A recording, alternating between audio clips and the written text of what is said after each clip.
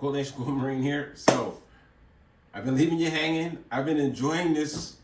I'm enjoying this applique very much. So I've been sneaking off behind your back, but just stay with me, okay? I'm gonna show you how I get pieces, right? My technique is not like Rob's. I waste a lot, but there's a reason why I waste a lot, because later on I use those small pieces that I cut away for other things. You know, I like crumb block piecing. So if I'm making crumbs or I'm not wasting. I'm using it all. It's just that it may feel or look like I am, but later on I use those pieces that I cut away for crumb block piecing later on. Okay, like the background for the first sergeant. Okay, so let's get a piece so I can show you what I do on the image itself. Okay, so all right, I've been talking about the image for months. All right, now we have the image and I got it on my table, right? So let's turn on my let's turn on my let's turn on my, there we go, my light. Okay, so look, so I'm going through each piece, right? Now I'm gonna be more detailed with him. So a lot of these codes are null and void, because I'm just gonna wing the image on my own, using my own artistic idea on how he should look and what the image should look like when it comes out in fabric.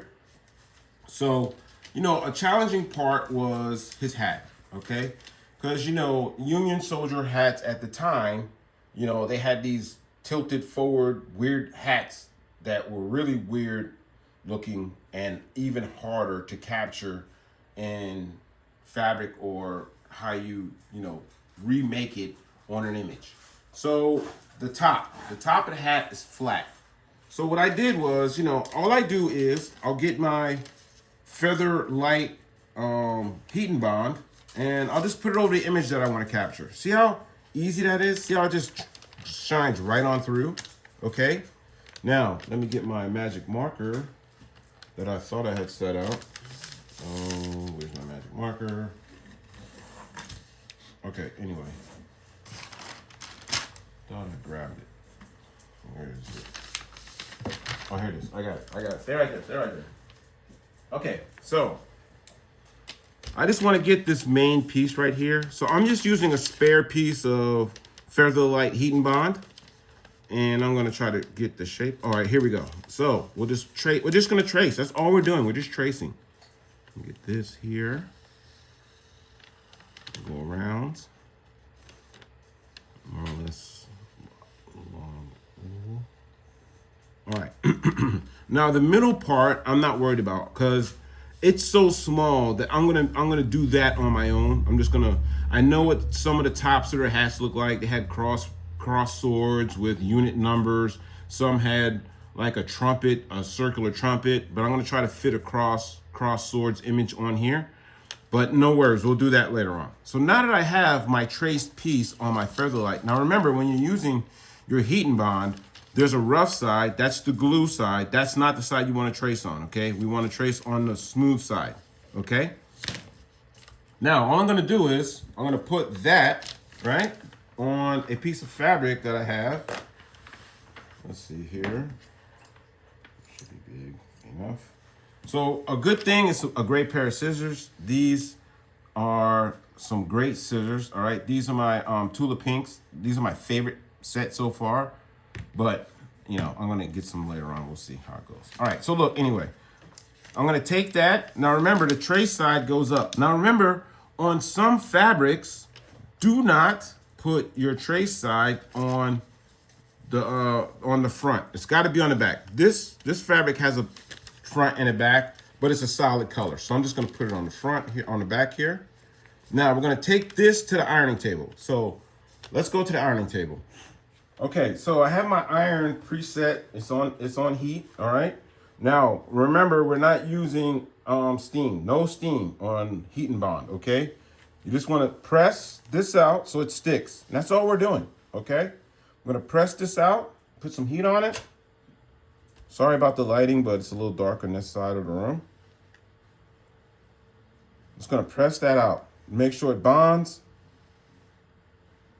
really all we're doing is we're transferring the glue, we're transferring some glue onto it so it stays. Because we're gonna peel this off later on, okay? So we're just gonna reposition this later on, all right? So let's now that it's stuck on there, let's go cut it out. Let's go back to the work table. All right, so this is our piece. This is the top of his hat, okay? I've gotten up to this part. Sorry guys, but I love doing this quilt and I'm just flying. But I have other appliques I want to do as well. So we got this part. Now all I'm going to do is get my tool of pinks, right? I'm just cut away. I'm just going to cut on a line. Now you can use a rotary cutter, and a great rotary cutter to use would be Rob's Shark Tooth rotary cutter. Okay, so this thing right here is called the Shark Applique. What is that? Applicator, whatever. Anyway, Rob's Shark Tooth is great. Look how small that blade is. See that? And you can really cut into some real tight corners with it. It does really good. So when I'm not using scissors, I'm using this, okay? And there are some pieces on here you really got to get into when you're making, you know, an image like this or detail-oriented image like this, okay? But right now, my tool of pinks are doing a great job for this piece. It's a big piece. So I'm just gonna cut on the line here. Let's cut that out. Now my tool of pinks only cut on, these tool of pinks will only cut on fabric and maybe some of this applique paper or heat and bond featherlight, but they never touch anything else, okay? I have another pair of scissors that I use that is just for paper by itself. Okay, now we got this. Now, this is the top of his hat. See that? Fits right in there, right? Now, you're probably wondering, like, how do you distinct that from other fabrics? Okay, so if this image was his hat, right? If this is his hat and it's got that lean to it. Oh, hold on, I'm sorry. Because remember, the images will be reversed. I'm sorry. All right, so if this is the image, it's going that way actually. And this would be the top of his hat.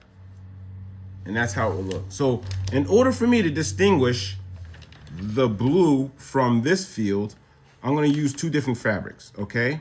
And I'm also what I'm gonna do is put this on a black background. So what I'll do is cut out another big piece that's not a big piece, but a piece sizable enough so you can see or distinguish the line between the top of the hat and the rest of the hat, right? I learned that from Rob. You gotta be able to texture some of your images so that, you know, it's easy to the eye to see the differences between surfaces and things like that, okay? So now that we talked about this, let's go look at what it looks like on the real image, okay?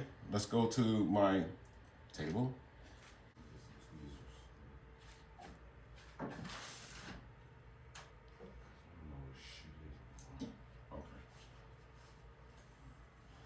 Okay. All right, so now we're at our image, right? So what I've been doing is using tweezers to put some pieces in place. Now see this image, see the top of the hat, that's what we worked on? Now see that black piece right there? That's how we tell that that's the top of the hat. See that black line going around? That's not a single strip that I made. That's just a larger piece behind the blue, giving you that distinct line or that shape that's oval around his head, okay? So no worries, you know, it's just, and nothing in here is set, okay? All of this is all loose. It's all movable, okay? I need to be able to position everything before I set it. And I'm still working on some details of that, okay? Now that so his facial features, I'm gonna cover up with a beard, okay? I don't want to get into the whole intricacies of doing mouth crease and shapes of jaw lines and everything. So I'm waiting for a certain fabric to show up before I'm gonna put a beard on. I'm gonna camouflage some of that work. I don't want to do it, but I'm gonna learn how to do it. I'm gonna do it on other images that I do, but I'm just gonna put a beard on him, all right? We're gonna get some details in his hand. I wanna put some lines on his hand so you can tell his hand is his hand. And I'm waiting on some fabric to show up that I ordered that's a wood grain, because he's gonna be holding a rifle in his hand. A Spencer is going to be coming over his shoulder in this direction, okay? I'm waiting on the fabric to show up because it's so hard to find some fabrics that, you know, look like what you want them to look like wood or like steel. Like, you know, it's hard. It's not hard to find. It's just a little challenge to find, you know, a steel looking fabric that can simulate a Civil War era barrel of a rifle. But I'll find it. I found a few things that may track, okay? Now, from here on, we're gonna do more piecing, okay? When the rifle fabric shows up, we're gonna work the rifle as we're gonna work the rifle into the image, okay?